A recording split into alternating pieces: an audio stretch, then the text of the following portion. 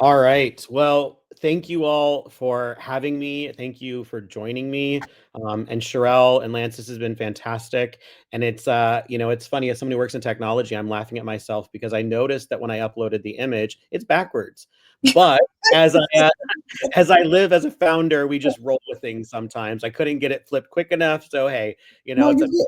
mirrored image. We'll live through it. Yeah, so it's interesting hearing myself, speak as I'm getting ready to start. So I'll do my best to synthesize, and I know that it's been a lot of wonderful stories and so much difference, but also a lot of similarity. I hear so many powerful conversations, and I think one of the biggest things that myself as a family caregiver, I often felt very alone and didn't know where to find my people. And so with Sherelle and with some other folks in the ecosystem, I'm really excited that there are so many wonderful networks of and systems of people that are coming together, not only to support other family caregivers, but also to find community and connection. So thank you. For a little bit of background, as Sherelle had mentioned, I lost 6 people in the course of 6 years. And while that's not unique, I do think it's a little bit unique to be as involved as I was, but also for it to happen so young. I was in my mid-30s, and a lot of it was tied to because of the fact that I worked in healthcare. So as people were aging, 5 of the 6 were unexpected. So it was not, something that was just like anticipated to happen. But because of my healthcare background, working with insurance companies, and also I realized later in my life that I've been a family caregiver for a long time. I think that I was a first call for a lot of folks. And as someone who likes to help, and I care about family and friends and want to be helpful wherever I can, I really leaned in this space. So a little bit about my journey to from grief to building and launching Tumbleweed, which is a platform for navigating aging. And we really focus on supporting the family caregivers and the sandwich generation through what I call the stages of aging, dying, and grief. So we bring in tools around legal, financial, emotional, insurance, right? So we identify what are gaps, what are solutions, how can we keep people connected? And we recently launched CC. CC stands for Care Coach, which is our agentic tool, which can be there 24/7 to help people keep connected with resources and tools, but also to keep updated with information. There's a lot of things changing right now with Medicare and Medicaid, and we want to bring those tools to them. And then ultimately, as I mentioned in my post here, the Sandwiched podcast. Sandwiched launched on September 5th of 2025.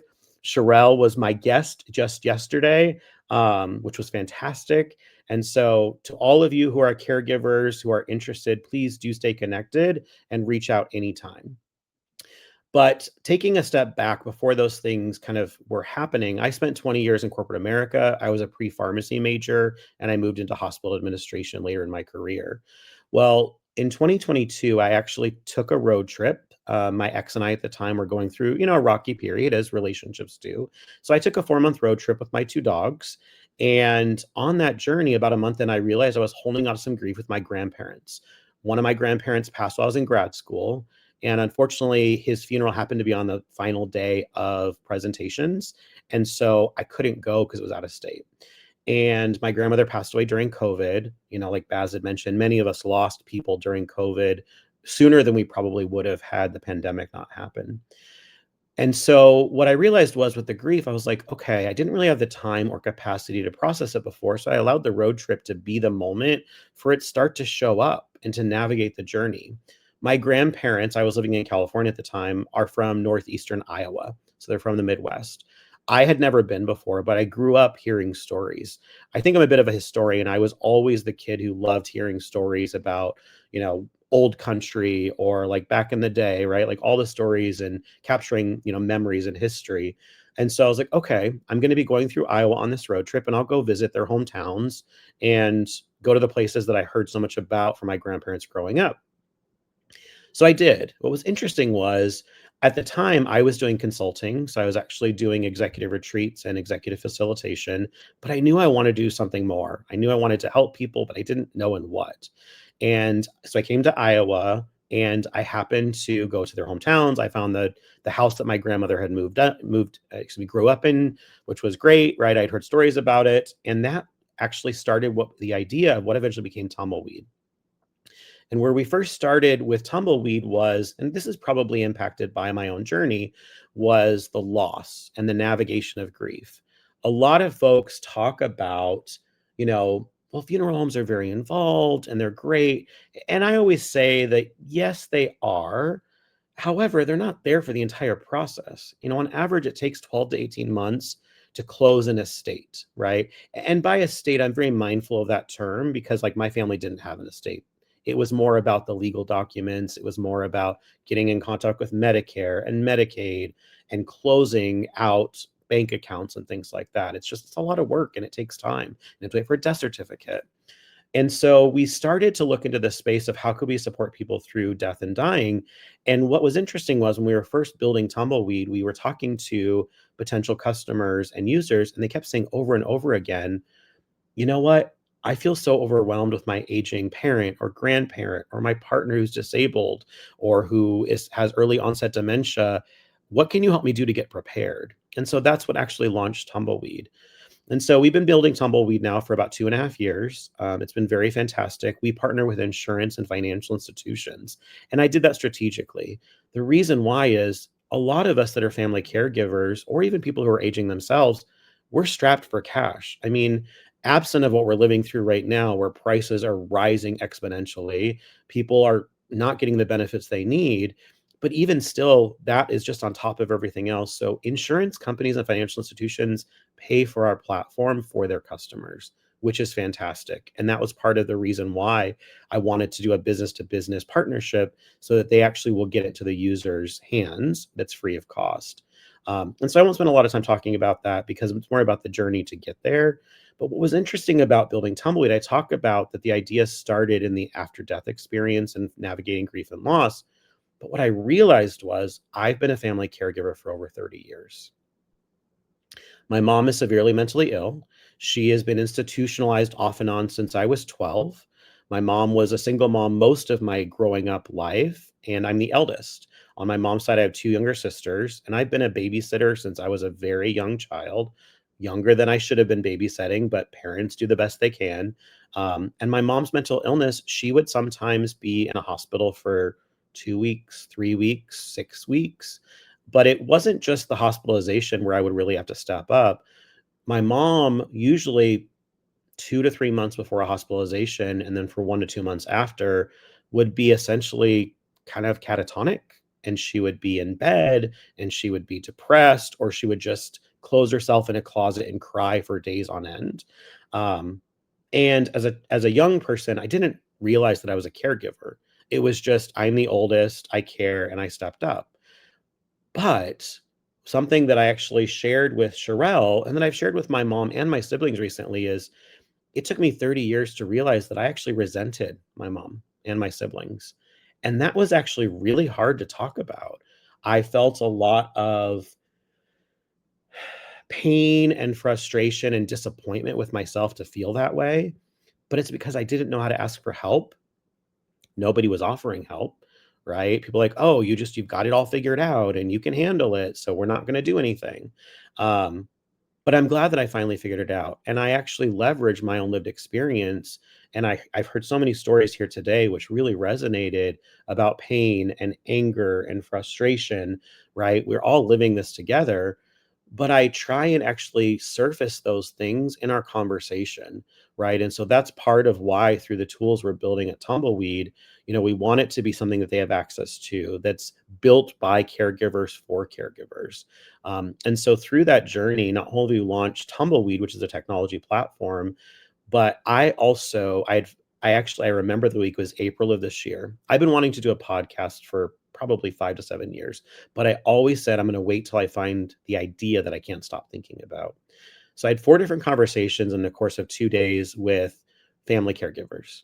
And I walked away from that. I was like, today is the day that I am putting my ideas into action and I am creating a podcast. It didn't have a name yet, but I knew it was needed. And I knew it was going to be focused on the sandwich generation that are caring for our aging population.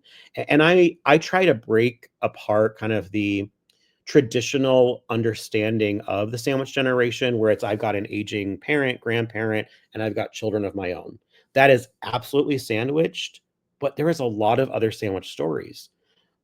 For my situation, I have 2 dogs, I have a business, I had a partner, right? I have a parent and a grandparent I was caring for. Someone else's story is they're actually caring for 2 of their neighbors and their kids and their grandparent. So I wanted to bring sandwich stories that are beyond just the traditional, right? And I wanted to create a place where they could share their story and to talk about it and hear from others that are navigating this journey. And so the Sandwich Podcast is all about sandwich generations. It's stories of life, loss, grief, pain, anger, frustration, resentment. But it's really been extremely meaningful. And the most interesting thing about it is, Sherelle's episode yesterday was our 12th episode that has gone live. We recorded about 18 at this point. I'm actually healing through the process, and I didn't anticipate that.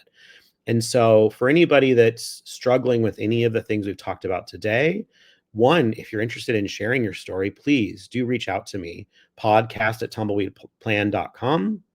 Would be love to share your story, and really bring it into, voice into the world. And, we can talk about things that you're ready to, and you can say, I don't want to talk about that. And that's okay. So if you're interested, please do let me know.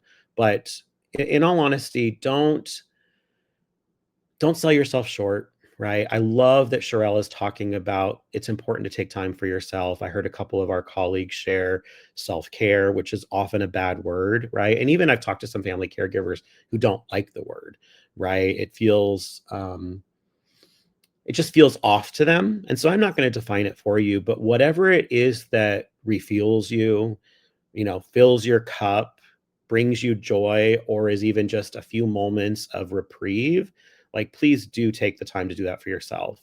Because even if caregiving slows down today, we don't know what tomorrow looks like. I have found in my life, helping to care for not only my mom, but also my grandparents and a grandparent who is going to be 80 in a couple of weeks. That it kind of goes up and down, right? There are moments of really difficult periods, and there are moments where it's a little bit easier. The other thing I'll leave you with is something that I did not do until probably the last 12 to 18 months is I shared that I'm the eldest on my mom's side, and her mental illness goes up and down, and she's aging at the same time, right? And she's also aging more rapidly because of her mental illness. So for those of you who are on the journey, who are a primary caregiver, who maybe are the one who is more organized or the one who steps up to do more, my words of wisdom to you is if you're not already talking to others that are in your circle, siblings, friends, cousins, nieces, nephews who are want to help, start the conversation now, because not having done it earlier built resentment but also exhaustion, and now I'm starting to have those conversations. I'm talking to my sisters about mom is a little bit older and she's going to continue to go down as she gets older, and let's just start to divide up how we achieve our goals for her in caregiving together. And also, too, when there's moments where one of us is burnt out and we need to step away, where someone else can pick it up. So, thank you. I know that we're a little bit over time. It has been wonderful to hear all of the stories. I'm excited to be a part of this community. Please do reach out anytime. Paul at tumbleweedplan.com. That's my email. I am active on social media. But thank you all, and it's been wonderful to be with you. Have a great day.